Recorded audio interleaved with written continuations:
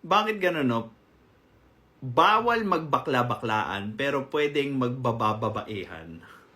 Slay girl! Sobrang nakakalungkot lang yung nangyari sa race na to. Parang may moment na nawala sa akin. Oh, I feel you, girl. Last 2 kilometers during race, huminto at inantay ako ng marshal since yung una niyang ginaid na pumapangatlo ay identify nila na hindi siya tunay na babae. In short, trans women, women in disguise. Inassist inassist ako ng marshal hanggang finish line bilang pumapangatlo sa female category. Tapos kinuha ang pangalan ko, sinulat sa notebook. Pero sa awarding, hindi pangalan ko ang tinawag, kundi yung runner na dapat ay disqualified. Oh, I feel you, girl.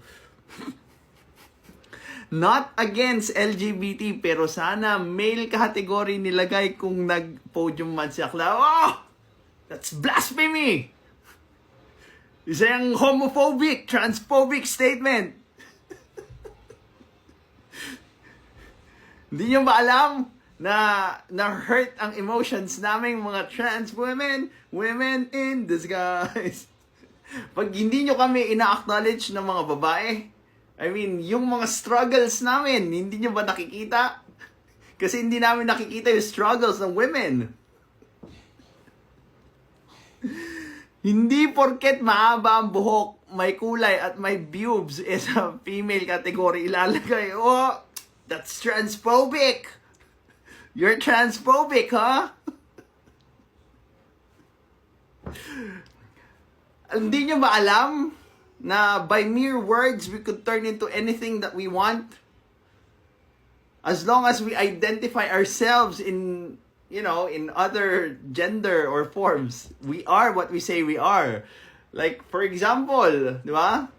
Oh, pag nagkaroon ng gera yung Pilipinas, sabihin ko lang, I identify myself as a woman. Oh, boom! Lusot sa drafting.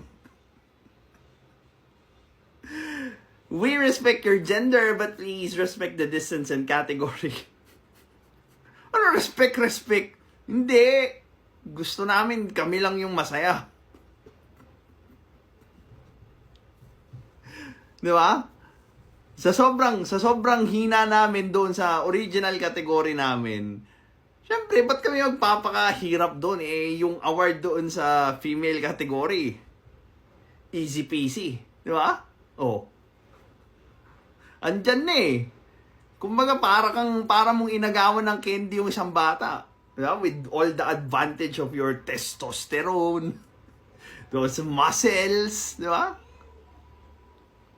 So, sa mga trans woman nating dyan, keep slaying those women, girls. This is Pinoy Extreme.